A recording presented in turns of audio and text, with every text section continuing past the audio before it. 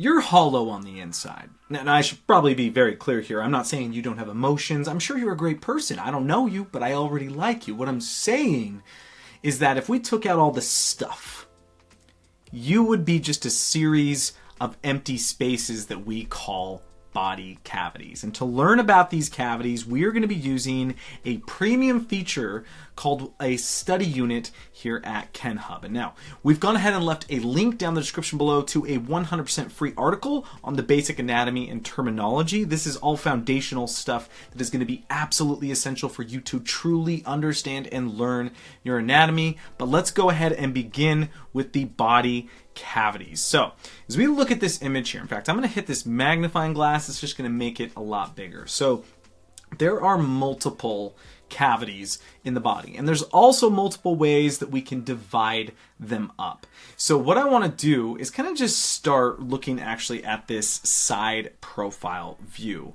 And so what we can see is, first up, we have something, actually let's look at it this way. We can see what's called the dorsal cavity.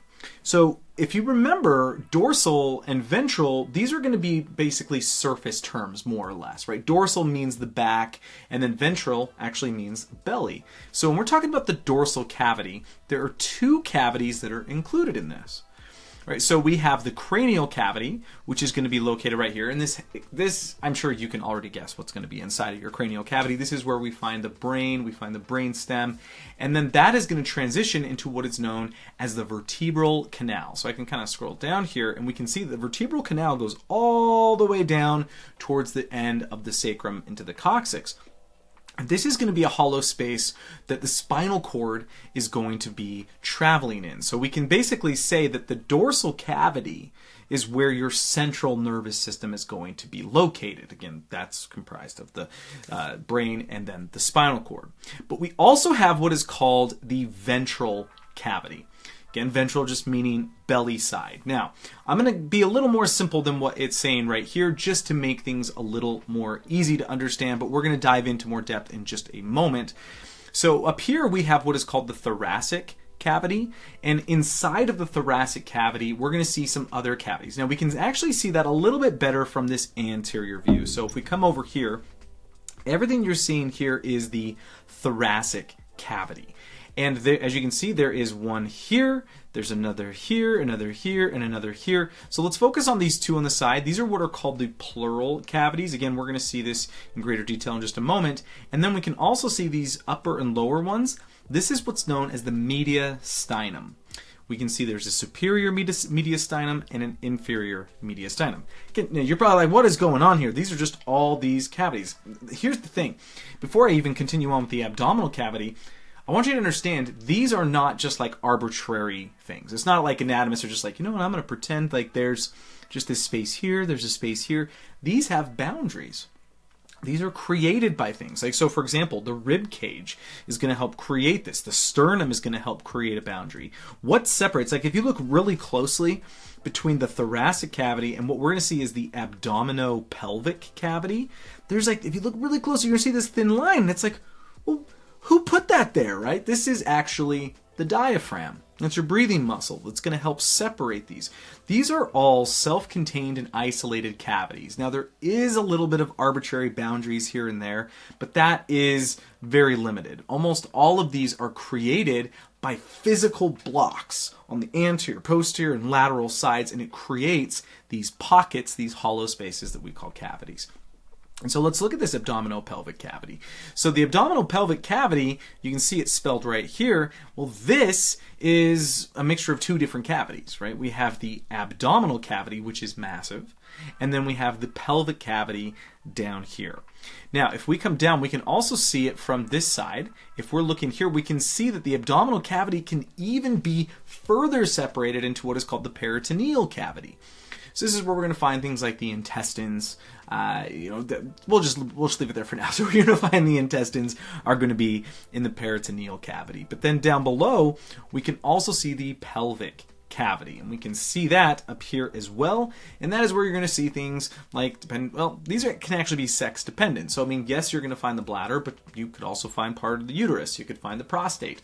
There's going to be those types of things located inside of here. So what I want to do is actually come down to these images here where we can see that just a little bit more clearly. And so first thing we're looking at again is the ventral cavity. So we can see it highlighted in green here. That again is going to be the thoracic, then the peritoneal, and the pelvic cavity. So when it comes to the thoracic cavity, what I've always found actually, and it's not just the thoracic cavity, the best way to really think about these spaces is just come up with some quick answers as to what is inside of them. We can always get more detailed, but having those quick answers can be really helpful to help ground you so then you can understand what's going on. So when we're talking about the thoracic cavity, this is where you're going to find the lungs and you're going to find the heart. Those are the easiest ones to add and put in there, and it just makes the most sense. Then we have that peritoneal cavity. Again, the intestines, so like your small intestine and even some of the large intestine, not entirely, but still, is going to be in here. And then the pelvic cavity, this is where we are going to find, again, like the bladder, the uterus, the prostate, those types of things. All right. So then, now we can see the dorsal cavity more clearly delineated. So again, the dorsal cavity is where we have the cranial cavity with the brain, and then that vertebral canal, which is going to have the spinal cord. Then, now we can see the thoracic cavity in just even more specific detail. So, I want to just talk about these ones on the sides. All right, so this right here, they're shaped like the lungs for a reason. And that is because the lungs are going to be deep to them. Now, here's the thing. What we're talking about here is what's called the pleural cavity. The pleural cavity is not like this empty space that the lungs are inside of, as much as they're like, it's like a double membrane. So you have like a piece of tissue, you have another piece of tissue, and these are going to be outside the lungs. So imagine here's the lungs, here is one side of the membrane, here's another side of the membrane, and then here's the ribs. So between the ribs and the lungs is where you find the pleural cavity. And inside of there is pleural fluid. And what it helps do is kind of like suction the lungs to the rib cage. And also just kind of, it just helps with the overall pressures inside of the lungs, and so that you're able to breathe. It's very, very important. In fact, if you get like an opening in here or blood starts to get in there, this is where you're having like pneumothorax or pleural effusion. If you have an infection, it could be something called pleurisy. Right? So there's things that can happen inside of that pleural space, in that pleural cavity, that is just no good. And then we're talking about the mediastinum here. The mediastinum, now again, typically we would say the heart, but it's actually more than just the heart. This right here is the inferior mediastinum, and this is where the heart is going to be located. But the superior mediastinum, this is where you're going to find like the trachea, the esophagus, what are known as the greater vessels, so like your aorta, for example, right? So this is going to be stuff that's like, you can think of like the top of your sternum. This is called the manubrium. This, just deep to that, is where you're going to be finding that superior mediastinum. Now, all of this together is what we would call the thoracic cavity. And again, this is going to be separated from the abdominopelvic cavity, which we can see here. And you can see that thin line right there. Again, that is the diaphragm. Now, diaphragm essentially translates to partition, like a fence. And so that is what it's doing, is it's helping to separate these cavities. Now, obviously, the diaphragm is going to be essential for breathing as well, but it also serves to literally separate the thoracic from the abdominopelvic cavities. So if we look at the pelvic cavity, again down here, this is where you're finding, let's say, like the uterus and the bladder. Now, what's interesting is there's even like sub-little categories inside, cavities inside of here to like help section off the urethra inside of here. It gets to be really, really fascinating. The thing to understand is at the base of it, what creates the floor of your pelvic cavity is going to be what's called the pelvic floor. So the pelvic floor muscles. These are those muscles that people hear about when they're talking about like Kegel exercises, for example. So a Kegel exercise is when you stop urinating midstream. So this can be really, really good for bladder and health and urethral health, especially if you're a female and you just actually had a baby. These muscles can get very stretched out, so it makes sense to actually do Kegel exercises. But that is going to help form that floor. What helps create the rest of the boundaries of the pelvic cavity is going to be the ilium. So the ilium of the os coccygis, like the hip bones, creates like this pelvic bowl, and that's going to create this side. So this can actually be variable in how wide and everything it is, based around individual anatomy as well as sex-specific anatomy. So for example, females are going to have wider pelvises, and so they're also going to be tipped a little more anteriorly, and that is going to create just a larger pelvic cavity than there would be for a male. So again, the abdominal cavity though. So the abdominal cavity, this is where you're going to find a whole lot of stuff. So we're going to find the liver, the small intestine, the stomach, the gallbladder, the pancreas. Right? There's a lot of stuff all happening inside of here. Right? This is your soft belly. This is your abdomen.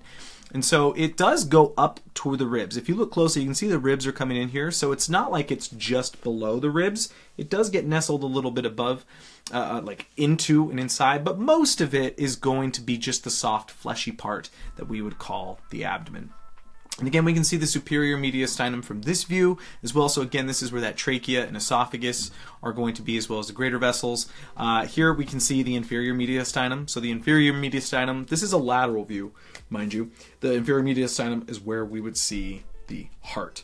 All right, so then we can even further section that off into the anterior mediastinum, and then the intermediate or middle mediastinum, and then the posterior mediastinum. And again, we can even see this outline of that pleural cavity. Then the last one I think we really need to talk about here is what's called the pericardiac or pericardial cavity. So what's happening here is you have the heart, and then if you actually remember what I was saying with the lungs, right? So you have the lungs, and then you have like these two membranes, and then there's fluid between them. It also helps to reduce friction as the lungs are kind of pressing against the ribs. You have a very similar relationship happening with something called the pericardium. The pericardium is two different layers. You have what's called a fibrous pericardium and then a serous pericardium. These are just two different layers that there's a fluid that is going to be going, well, it's actually the fluid is going to be deep to the serous pericardium. But the point here is you actually have this pericardiac cavity. So the idea here is there is a fluid-filled cavity that can help to reduce friction that the heart generates as it's beating. Because, I mean, think about it. The lungs are resting right up against the heart. Your heart beats anywhere between 2.5 and 3 billion times over your lifetime. It only makes sense that you're going to need to have some kind of ability to reduce the friction that goes along with it. So, there's obviously a lot here. Here's what I would recommend, is breaking this down into smaller chunks as best you can. And so I always recommend my students start with just like trying to make it as simple as possible. So cranial cavity, thoracic cavity, abdominopelvic cavity. If you can start there, just kind of start, and then you can start further subdividing it. Because then you could say, oh, well, what about the ventral cavity? What about the dorsal cavity? And then you can start sectioning it off. But if you start really simple and then get more detailed, it becomes much more manageable to understand these cavities and everything that goes with them. Again, this is a premium feature. This is one of our study units. We have a lot of study units. We have hundreds, if not thousands. I haven't really counted, but we have a lot of study units, and I strongly encourage you to check that out. Again, we're going to leave a link down in the description below to this 100% free Kenhub article that goes over a lot of what we just talked about. It even goes into more things such as the different directional terms. We have tables. You can see like different lines on the body. I mean, here's the cavity images themselves. All of this 100% free. You can find that down in the description below. But while you're down there, if you could hit that like button, leave us a comment. Let us know what you'd like us to discuss in future videos. We are always looking for as much feedback as we possibly can get. But thanks for hanging out with me. I hope you learned something fun, and I will see you next time.